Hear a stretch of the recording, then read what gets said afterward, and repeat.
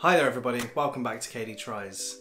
Today we're taking on Mark Tilbury's ambitious plan, making $10,000 in 7 days using just a side hustle. Mark breaks it down into 5 different steps and today we're tackling step 1. But here's the twist, I'm doing it my way in my small town, not in London. Let's break this down step by step and see how it goes. So to recap, Mark starts with 0. He said he's got no money, no connections, nothing. All he's got is his ambition and know-how. And he's got to try and start with from 0 and get to $10,000 in just 7 days. Over the 7 days, he breaks it down into 5 different steps. Today we're just starting with step 1. Mark's first step is about going to the library, using that free resource and doing a bit of market research. So he's looking to see what's selling on Facebook Marketplace, seeing what's selling locally, all that sort of stuff. And he's going to the library for free and it's walking distance from him. What he comes out with is that he's looking for vintage clothing, electronics, furniture, collectibles and rare items. Mark also says that he's going to be only focusing on smaller items because they're easy for him to transport and carry. He said what he would really like to look out for are some old Game Boy games, as he thinks that they're selling for thousands, and if he stumbles across them there'll be a good bit of gold for him to just cash in and he'll hit his 10,000 quite quickly. He's confident with that. Now it's worth noting that Mark is based in London, a bustling metropolis which has its own unique advantages. Items will sell faster due to its larger population, and better public transport mean it's easier to get around, so he doesn't have to work so hard to get in front of the right people. Plus, the variety of items available to him will be much wider due to him being in a big city like London opposed to the small town like mine. So my approach. Instead of heading to the library, I decided to leverage my online resources and tools. This allowed me to expand my search beyond what's available locally, and I didn't limit myself to items that I could personally carry and need to move around. My goal is to maximize success while adapting Mark's strategies to my small town. To kick things off, I did some market research. I looked at Facebook Marketplace, I looked on eBay, I looked at classified ads nearby. I did this to identify some trending items. I considered various categories to look out for, just like Mark did. Vintage clothing, furniture, electronic, collectibles and rare items, just the same. I also paid attention to see if there was any items locally with a history of selling in my area, such as buttons. Buttons sell well in my area, so a Dorset button, who knew? Next, I scouted 2 junkyards and 5 of my local charity shops. At the same time, I was also on the lookout for freebies in my area that people just wanted to get rid of that I could collect and take off their hands for free. That was my goal. I wanted to cast a wide net and see what opportunities were around that I could take. That's the reason why I went to 2 different junkyards.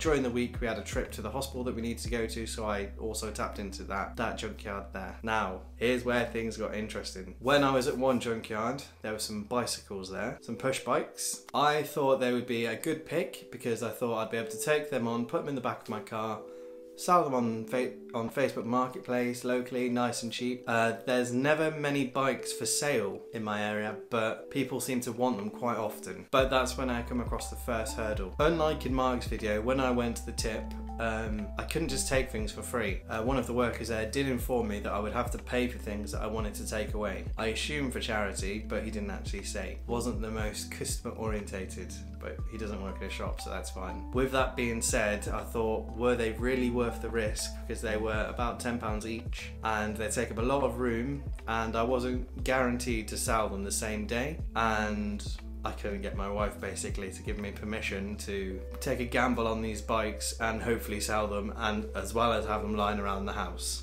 well, in the garden. But my plan was to take them, bit of WD-40, check the tyres, needed inflating, spare inner tubes weren't much. I was okay with that cost in my mind, but I wasn't initially prepared to pay for them in the first place. But then I caught something else. 2 big bags of VHS. Let me show you.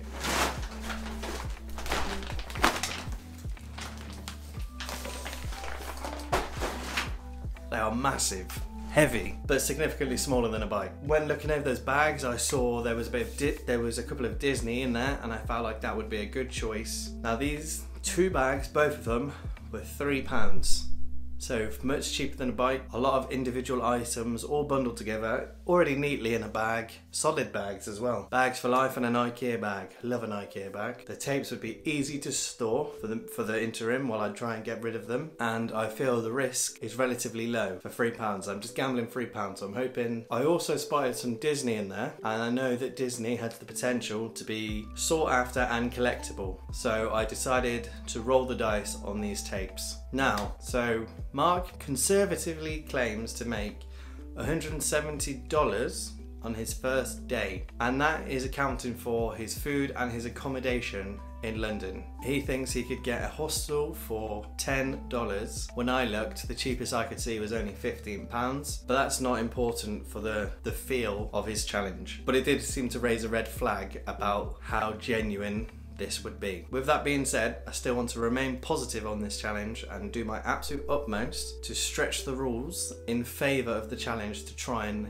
get there. With that being said, instead of looking to match Mark's $170, I'm looking to only raise a profit of £100. So here's the battle plan for the upcoming week. I'll be meticulously listing these VHS tapes on places such as Facebook. I'll be looking for collectors on Facebook. I'll be seeing if there's anyone local that I can reach out to. I'll also be looking at other selling platforms such as eBay or Vinted. They seem to be quite popular in my area at the moment. And like I said, I'll be giving myself a whole week for this, opposed to just trying to do it in one day. So I'm obviously not going to do $10,000 in a week like Mark did. I'm taking it a bit easier. This is more for a beginner, just to see if it's feasible. So that's my detailed breakdown and my progress on Mark's step 1 of making $10,000 in 7 days using a side hustle. I have adapted this challenge to my small town to make it so it's a bit more realistic for more people, which means it might take a little bit longer than Mark's initial deadline. But if it does and we get past step 1, then I'll start to look into step 2 and hopefully we'll make our way through his 5 steps. If I manage to make